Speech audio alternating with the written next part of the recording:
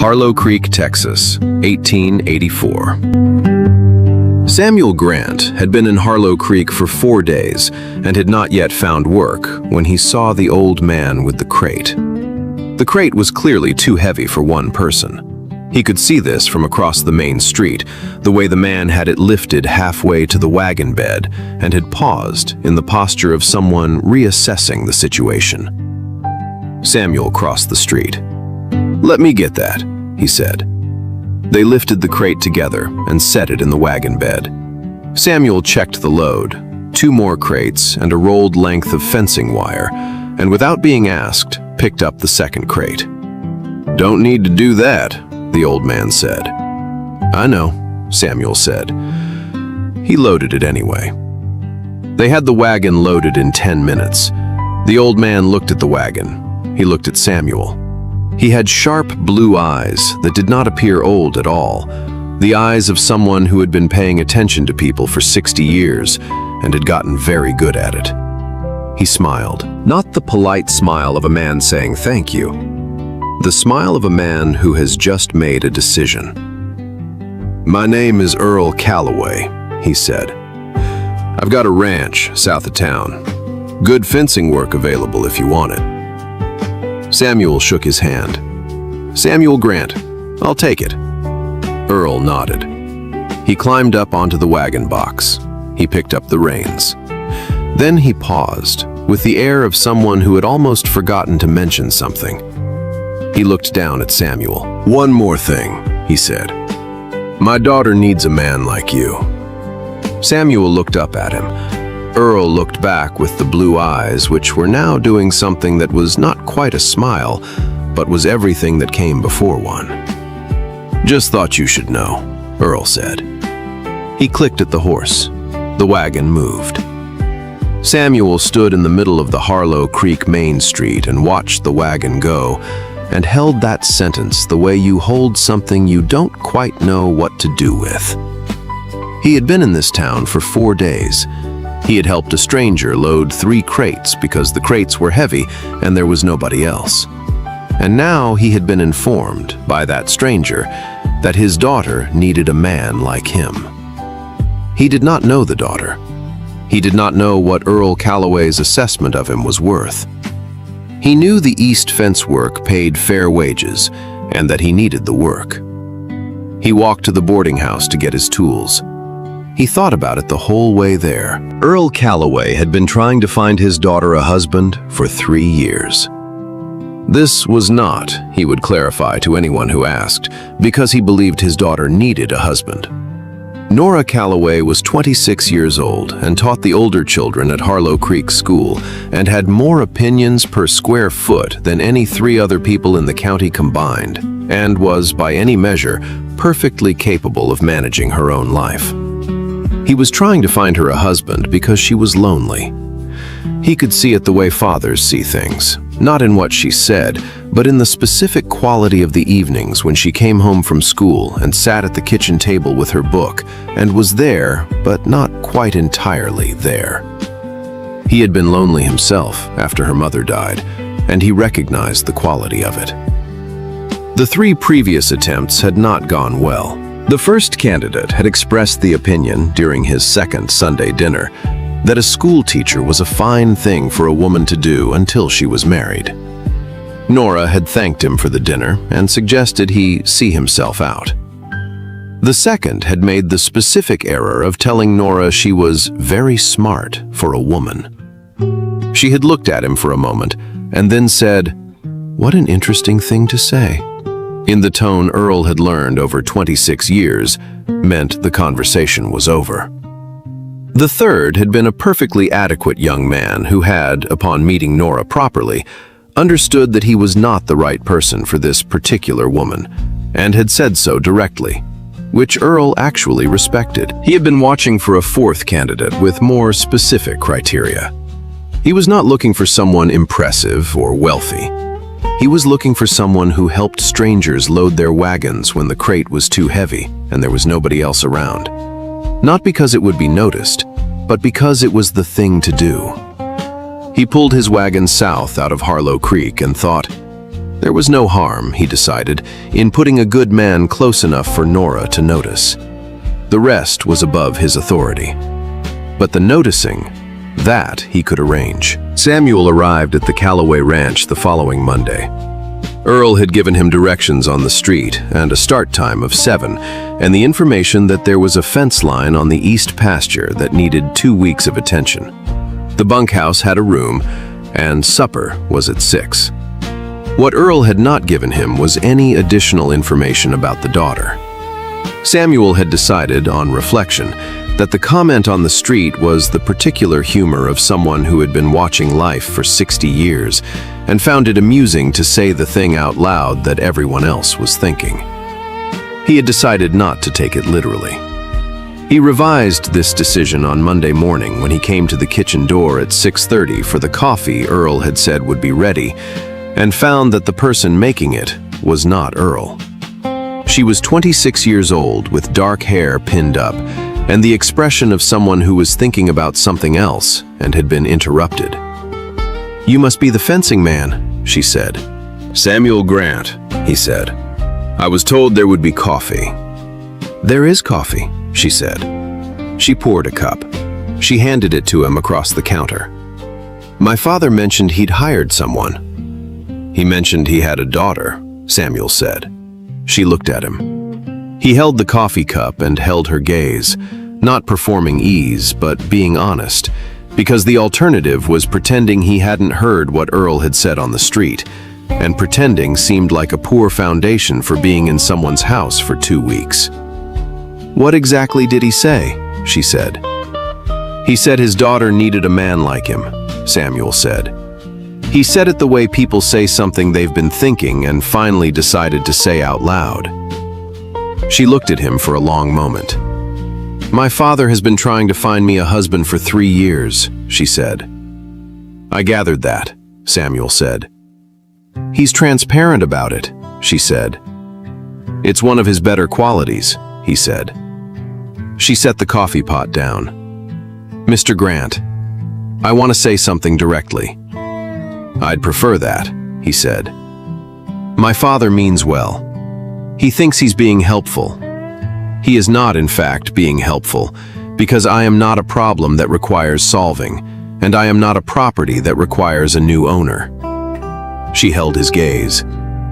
"I am a school teacher who lives in this house and makes her own coffee, and I would appreciate being treated accordingly." "Understood," Samuel said. He finished the coffee. He set the cup on the counter. "Thank you, Miss Calloway," he said. "I'll be at the east fence." He went to the east fence. She stood in the kitchen for a moment after he left. She thought about a man who had listened to what she said and had said understood and had thanked her for the coffee and gone to work. That was not what the other 3 had done. The east fence needed more than 2 weeks. Samuel could see this within the first hour of the first morning. Fence work had a way of revealing additional fence work once you started looking properly. The section Earl had described was a genuine problem. The sections adjacent to it were problems in development. He made a list. He brought it to Earl at the end of the first day. Earl read the list. He looked at the fence line. "You didn't have to do that," he said. "I could have fixed the section you described and moved on," Samuel said. "It would have needed doing again in a year." Earl folded the list and put it in his coat pocket. "How long for all of it?" 6 weeks, if the weather holds." Earl folded the papers slowly. "I'll pay you for 6 weeks," he said. He said it with the satisfaction of a man whose plan is proceeding better than he expected. "Earl," Samuel said. "Yes?" "I'm going to do the fence work because the fence needs doing, and the pay is fair," Samuel said. "Not for any other reason." Earl looked at the fence line. He looked at Samuel. "Understood," he said. He went back to the house. Inside, Nora was at the kitchen table with her lesson plans. Earl came in, whistling. "He's staying 6 weeks," he said. She did not look up. "The fence must be in bad shape," she said. "Terrible shape," Earl said. He was still whistling when he went upstairs. The second day, she brought lunch to the east fence. Not for any reason she was ready to examine, simply because she had made extra, and it seemed wasteful not to. She set the pail on the fence post and said, "There's enough if you haven't eaten." He had not eaten. He was working a section near the creek where the posts had rotted at the base. After the fence troubles of the previous year, the cutting wars that had pushed the Texas legislature to act in January, most ranchers had become particular about where every new line ran. Earl was no exception. Samuel worked with the economy of someone who had been doing physical work long enough not to waste motion. "You found the creek section," Nora said. "Yesterday morning," he said. "I didn't mention it to Earl because I'd already put it on the list." "He'll be pleased," she said. "He'll be pleased because it means I'm here longer," Samuel said. He said it without bitterness, just a fact. She looked at him. "You know what he's doing," she said. "Yes," he said. "Does it bother you?" "It would bother me," he said, "if I were here for the reason he wants me here. I'm here for the fence." She looked at the creek. She looked at the fence work he had done that morning, clean, properly done. "It's good work," she said. She sat on the fence rail and looked at the creek and did not go back to the house immediately, which was not something she had planned. Harlow Creek said quite a lot. Earl had mentioned the new fencing man to approximately 9 people by Tuesday afternoon. By Wednesday, the Reverend's wife knew. By Thursday, Martha at the dry goods store had formed a complete theory. The theory was that Earl Calloway had hired the young man specifically, which was partially true, and that the young man knew about it, which was also partially true, and that Nora Calloway would have something to say about all of it. Martha asked Earl directly on Friday, "Is this what I think it is, Earl?" "I hired a fencing man," Earl said. "The east fence is in terrible shape." Earl Calloway. He bought his supplies and left. Martha watched him go and said to the woman behind her, "He's doing it again." The woman said she had heard there was a young man from Tennessee. Martha said yes, and that he had helped Earl with a crate on Tuesday without being asked. The woman said that was a good sign. Nora heard about the conversation on Saturday from a student's mother who mentioned it in the tone of someone conveying information they believe is relevant. Nora thanked her and went home and found Earl on the porch. "Martha Hale told the whole town that you hired the fencing man specifically," she said. Earl looked at the yard. "The east fence. Earl." He looked at her. She held his gaze with the brown eyes that had been reading people clearly since she was 12. "You put me in a position," she said. "The whole town is watching now." "The whole town was watching anyway," he said. "They watch everything." "This is different." She stopped. She looked at the yard. "If nothing comes of it, which is the most likely outcome, I look like a woman whose father is so concerned about her that he hires men to meet her." Earl was quiet. "Is that so different from the truth?" he said. She looked at him. "That's not a fair thing to say." "No," he said. "It's a true one." They sat on the porch. The Harlow Creek evening came in around them, cattle in the far pasture, light going gold over the south field. "He knows what you're doing," she said finally.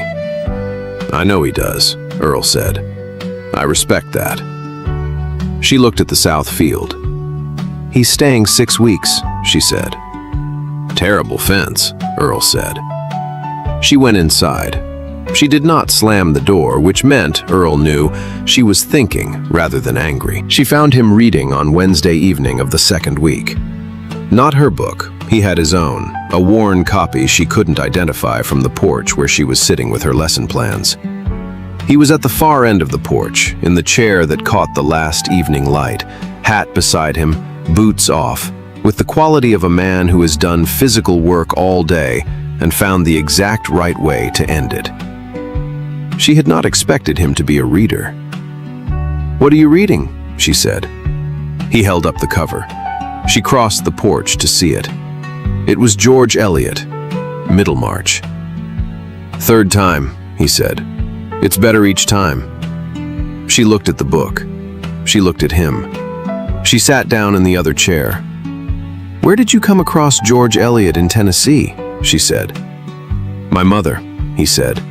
"She had the complete works. When she died, I kept the books." He looked at the page. "My father kept the land. I sold the land when he died. Kept more books." She looked at him. He was reading again. She looked at her lesson plans. She was not reading them. "What do you think of Dorothea?" she said. He considered this seriously. "I think she spends a long time being wrong about what she needs," he said, "and then she figures it out. But the figuring out costs her considerably." "Some people would say she ends up with less than she deserves," Nora said. "Some would say she ends up with exactly what she chose," he said. "I think those are both true simultaneously." She looked at the evening light on the south field. "Mr. Grant," she said. "Samuel," he said. "Samuel," she said. "What did you mean to do before you came here?" He lowered the book. "I meant to find a place that felt right to settle," he said. "I sold the Tennessee land because it wasn't mine. It was my father's land and he's gone now. I want something that's mine." He paused. "I don't know yet what that looks like."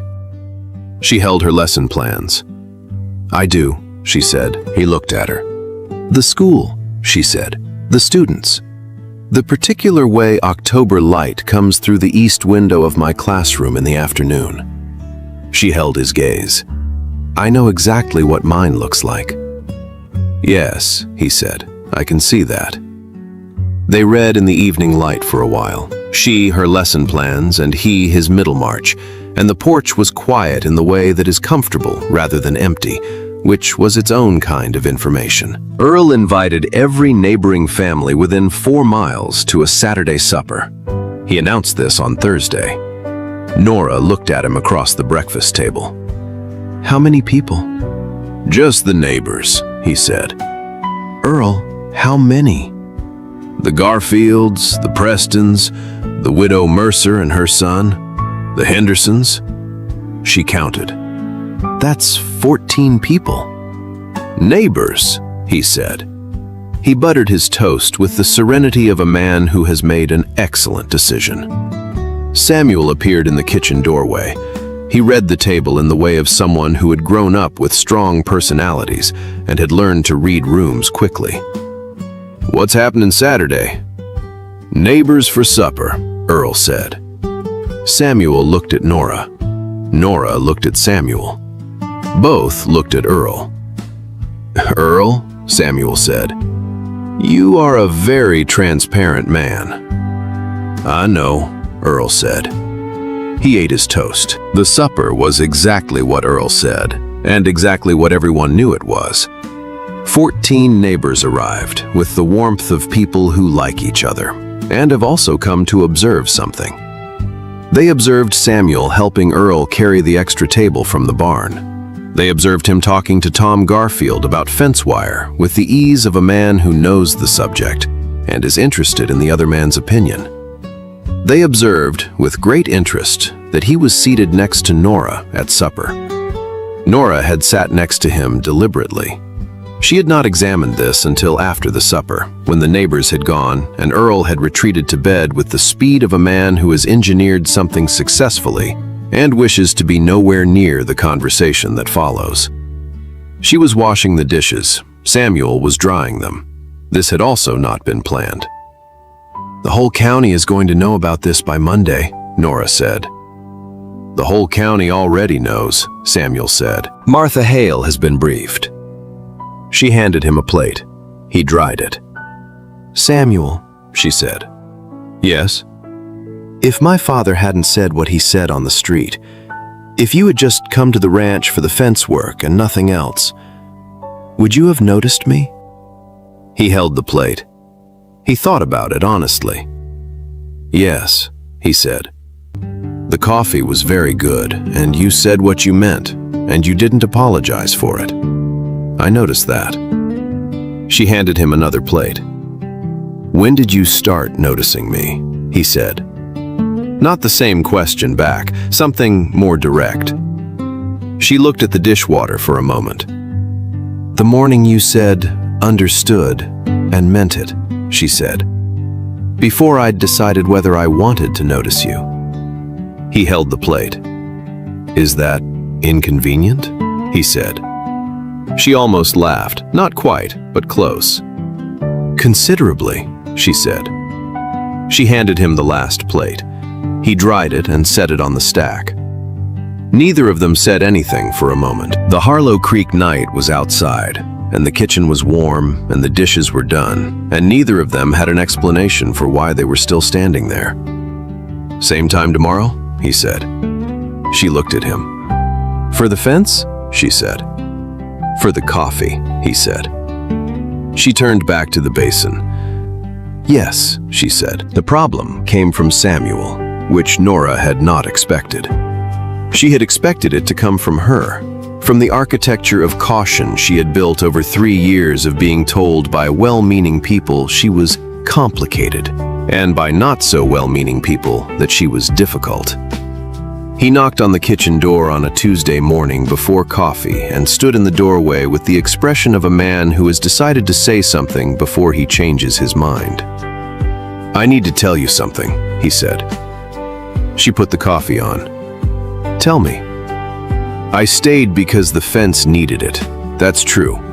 But I could have done 2 weeks, noted the additional problems, given Earl the list, and gone on." He held her gaze.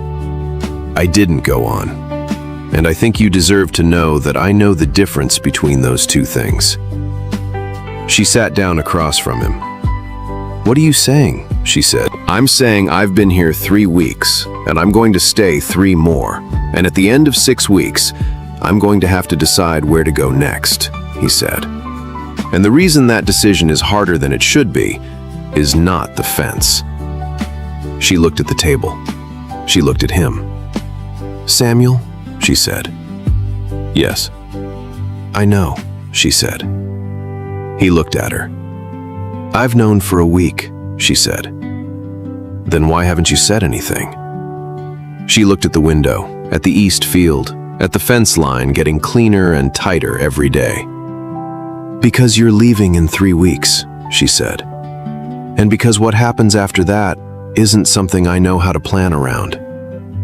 He was quiet. "I don't know what happens after that," he said. "Honestly." "I know," she said. "That's the problem." The coffee was ready. She got up and poured 2 cups. She put one in front of him. They drank their coffee and looked at the window, and the morning was outside, and neither of them had an answer for the 3 weeks, which was the most honest thing that had passed between them. Before we go on, most of you listening right now are somewhere in the middle of something. Maybe you're driving, or cooking, or sitting somewhere quiet, letting this story keep you company. That's what Forever on the Frontier is for. If Samuel and Nora are keeping you company today, leave a like. It means more than you know. Tell me in the comments where you are right now while you listen. I read every single one. Now let's get back, because Earl Calloway is about to say something he should have said a long time ago. Earl found Samuel at the east fence on Thursday afternoon. He leaned on the rail. Samuel kept working. "I owe you an apology," Earl said. Samuel looked at him. "I put you in a position," Earl said, "and I put Nora in a position. I did it because I could see something in 30 seconds on a Tuesday morning that 3 years of looking hadn't found. But seeing something in a man doesn't give me the right to decide for my daughter." He looked at the fence work, the cleanest east pasture he had seen in 20 years. "I was wrong about my authority, not about the man." Samuel set the wire down. "What did you see?" he said. "On the street, 30 seconds. Earl thought about it. "A young man who didn't look around first," he said, "who just did it because the crate was heavy and there was nobody else." Samuel looked at the east pasture. "Earl," he said. Yes. What did you mean to do with that, after you saw it? Earl looked at the south field. I meant to put a good man close enough for Nora to notice, he said. The rest was above my authority, I knew that. I told myself there was no harm in the introduction. He paused. There wasn't harm, but there was presumption. And I owe you both an honest accounting of that. Samuel was quiet for a moment. I like her, he said. I know, Earl said. She's the most interesting person I've met in 3 years of moving, Samuel said. She says what she means. She reads George Eliot and understands it. She knows exactly what her life looks like, and she doesn't apologize for knowing it. He stopped. I don't know what comes next, he said. I don't have land here. I don't have anything here except a good fence and 3 weeks of suppers. Earl looked at him. The south pasture fence is in similar shape to where the east was when you started, he said. I noticed when I came in, Samuel said. Once I finished the east line, I could take a look at it. Earl nodded slowly. What I'm offering is ranch work that needs doing, he said. Permanent, if it suits. I'm 62 years old, and the land deserves more than I can give it alone. He held Samuel's gaze. What you do with the other part is entirely your business. Samuel looked at the east fence, clean and tight from one end to the other. He looked at the south pasture beyond. He looked at Earl. I'd want to talk to her, he said, before anything. Obviously, Earl said. He walked back toward the house. He was whistling. Samuel watched him go and thought, this man is absolutely impossible, and also completely right. And I do not know what to do with either of those facts. Then he picked up the wire and went back to work, because the fence still had 3 days in it, and there was no point in stopping before things were done correctly. He found her at the school on Friday afternoon. She was at the blackboard erasing the day's lesson, the room empty, the afternoon light coming through the east windows at the angle she had described. She heard him come in and turned. Class is over, she said. I know, he said. I came for you. She set the eraser down. My father talked to you, she said. Yes. What did he say? He offered me work, Samuel said. Permanent ranch work. He also said what you do with the other part is entirely your business. She was quiet. And what is the other part? She said. He crossed the room. He stood in front of her in the afternoon light, the October light through the east windows, the smell of chalk and old wood, the rows of small desks. I'm going to ask you something, he said. And I want you to know that the answer has no bearing on whether I take the work. The fence is done regardless. Ask, she said. Would you be willing to let me court you properly? He said. Not because your father wants it, not because the town is watching, because I've been here 3 weeks and I don't want to leave at the end of 6 weeks and spend the next 3 years thinking about Middlemarch and excellent coffee. Nora held his gaze. She thought about 3 years of being told she was complicated. She thought about a man who had said understood and meant it, who had stayed longer than the fence required, who read Middlemarch for the 3rd time and thought Dorothea's figuring out cost her considerably. Yes, she said, simply. The way she said everything that mattered. He nodded. He almost smiled, the real one, the kind that arrived without preparation. She saw it. She thought, there it is. That is the face underneath the careful one. I should tell you, she said, that my father is going to be insufferable about this. I know, he said. He will say I told you so approximately 400 times. I expect so, he said.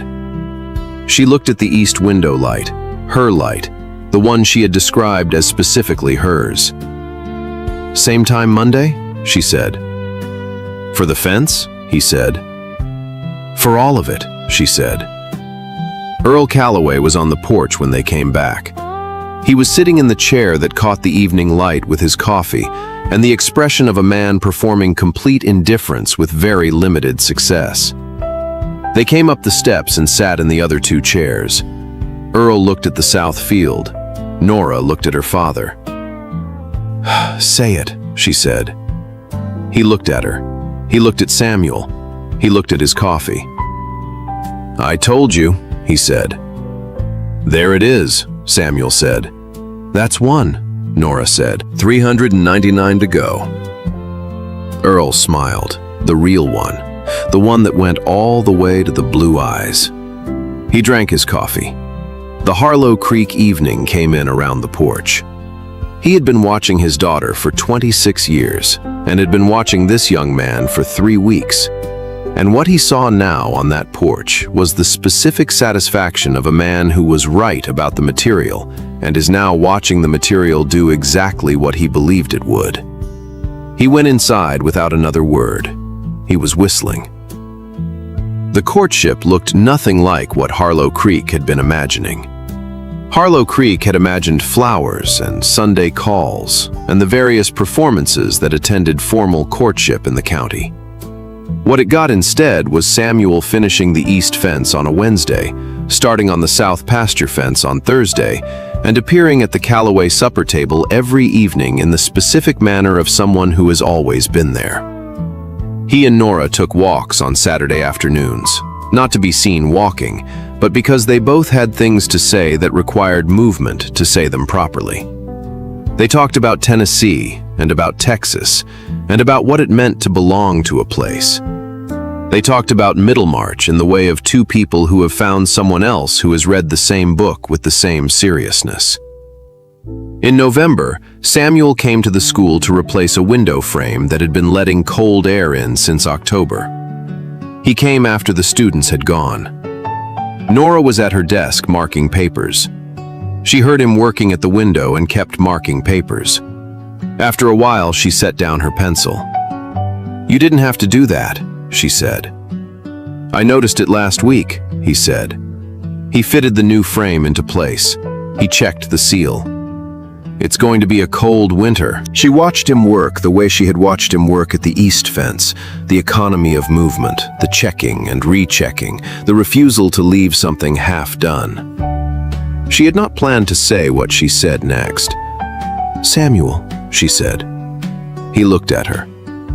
"Why did you stop?" she said. "In Harlow Creek specifically.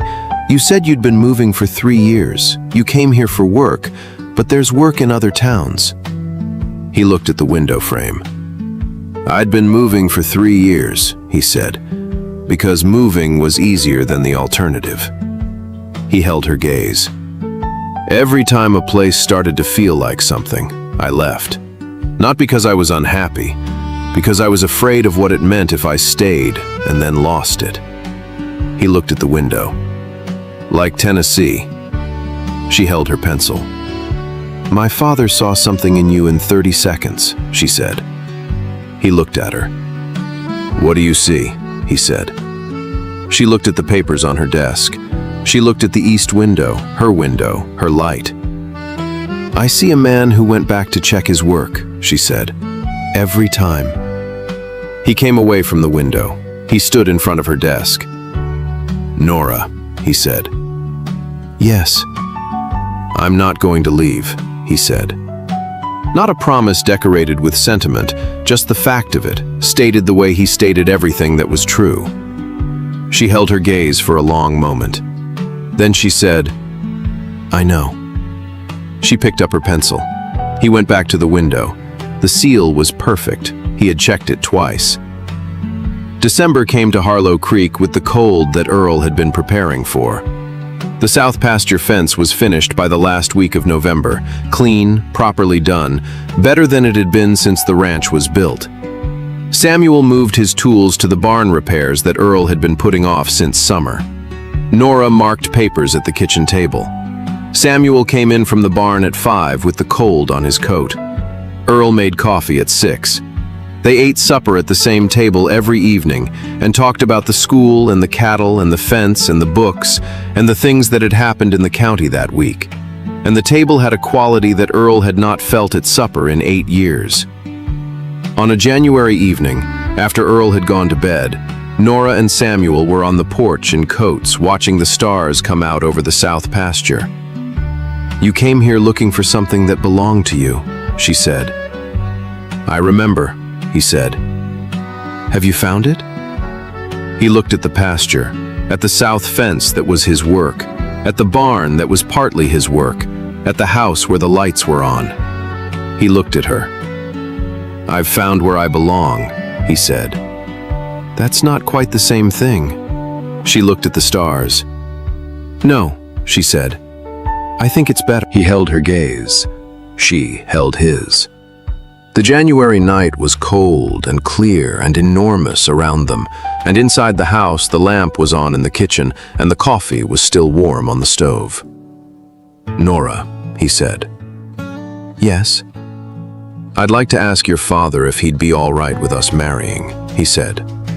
"Not because he needs to give permission, because he's your father, and I think he deserves to be asked." She looked at the pasture for a moment. She thought about a woman who knew exactly what her life looked like. She thought about a man who had finally stopped leaving. She thought about the school and the east window light and the supper table and 3 months of walks on Saturday afternoons and a window frame replaced in November because he had noticed it was letting cold air in. "I think," she said, "that my father has been waiting for that question for 3 years." He nodded. He looked at the pasture. "I'll ask him tomorrow." "He's going to say I told you," she said. "Yes," he said, "approximately 398 more times." She leaned her head against his shoulder. He put his arm around her. The January night was cold and the stars were out, and below them the Calloway ranch was quiet with the specific quality of a place that is being used correctly. They married in April. In the Harlow Creek Church on a Saturday, with the Texas spring outside, the wildflowers coming in on the south pasture, the sky enormous and blue. The whole town came. Martha was in the second row. She had been monitoring this situation since September and considered the outcome a personal vindication. The Reverend's wife was in the third row. She had opinions about the flowers, which she had communicated to Nora through the Reverend. Earl sat in the front row. He had the expression of a man trying to be solemn and not entirely succeeding. Samuel stood at the altar in his good coat. He had bought a second good coat in November, which Nora had pointed out was a significant investment for a man who owned Middlemarch and not much else, and which Samuel had said was a reasonable investment given the circumstances. Nora came down the aisle in a dress the color of the Texas spring. Not white, not formal. The particular blue-green of new grass after rain. Practical enough to be worn again. She walked past Earl, who was managing his expression with limited success. She reached the altar. She looked at Samuel. He looked at her. After the ceremony, the family walked back to the Calloway ranch for the small reception Earl had insisted on. The neighbors, the good dishes, the supper table set for more than 3 for the first time in years. On the way, Earl fell into step beside Samuel. He looked at the south fence, clean and tight from one end to the other. He looked at the barn. He looked at the gate that Samuel had replaced in March, which now closed with the solid sound of a gate that would hold. "Samuel," he said. "Yes." "Thank you for helping me with that crate," he said. He said it simply. Samuel looked at him. Earl held his gaze with the blue eyes that had been paying attention for 60 years. "Thank you for being the kind of man who does that," Earl said. He walked on ahead to open the gate for the guests. Samuel stood on the road for a moment and looked at the Calloway ranch, at the fence and the barn and the gate, and the house where the lights would be on by evening, and thought about a Tuesday morning and a crate that was too heavy, and 30 seconds that had turned into 6 weeks that had turned into this. He walked through the gate. Nora was waiting on the other side. She looked at him. "How many?" she said. "2," he said. "Earl said I told you twice on the walk from the church." 397 to go, she said. She took his hand. They went inside. The ranch was better with 3 people. This was not an argument Earl made. It was simply a fact that became visible by summer. The south fence was finished before the winter. The barn roof was done by July. The cattle were in better condition by August than they had been in 4 years. Nora kept teaching.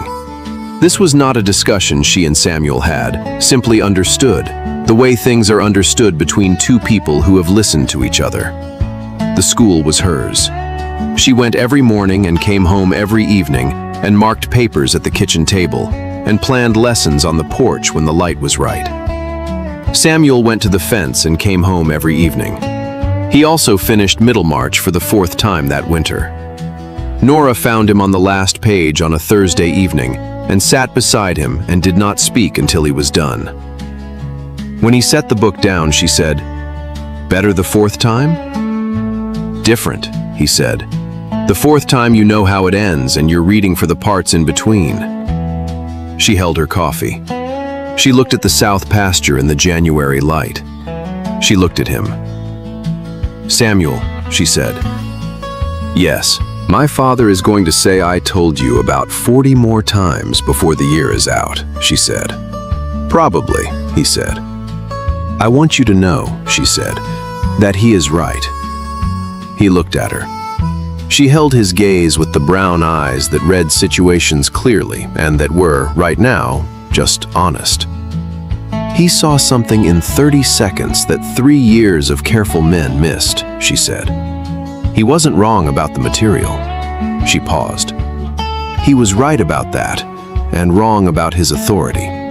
Both things are true." Samuel looked at the book in his hands. "Nora," he said. "Yes." "He was also right about the fence," he said. She almost laughed. "The real one." "Terrible shape," she said. "Terrible," he said.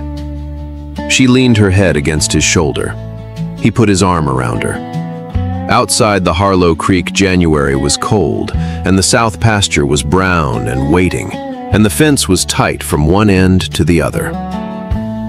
In the front of the house, Earl Calloway was on the porch with his coffee, listening to the sound of his house when it was full of the right people, which was the sound of nothing in particular, just 2 people in a kitchen and a January evening, and everything exactly where it was supposed to be. Earl Calloway saw something in 30 seconds. A young man who didn't look around first to see if anyone was watching, who just picked up the other end of a crate because the crate was heavy and there was nobody else. He knew what that meant. He also knew that knowing what a person was made of and knowing who was right for his daughter were 2 completely different things, and that the second one was above his authority. So he did the only thing he had the right to do. He gave them a fence and a kitchen table and 6 weeks of suppers, and he got out of the way. The rest was theirs. Samuel Grant did not fall in love with Nora Calloway because her father told him to. He fell in love with her because she said what she meant and didn't apologize for it, and read Middlemarch and knew exactly what her life looked like and made excellent coffee. He also fell in love with her because she showed him what it meant to stay. Not because staying was the only option, but because staying was what you chose when the place was right and the people were right, and you had finally stopped running from the possibility that something could matter. Nora Calloway did not fall in love with Samuel Grant because her father arranged it. She fell in love with him because he heard what she said and understood it and meant it. Because he stayed longer than the fence required. Because he replaced a window frame in November because he had noticed it was letting cold air in. Earl said, "I told you," and will continue saying it. He was right. He was also right that it was above his authority. Both things were true. And sometimes that is exactly what love looks like. One person seeing what another is made of, stepping back and trusting the rest to take care of itself. May God bless each and every one of you who listened today. Until next time, keep riding.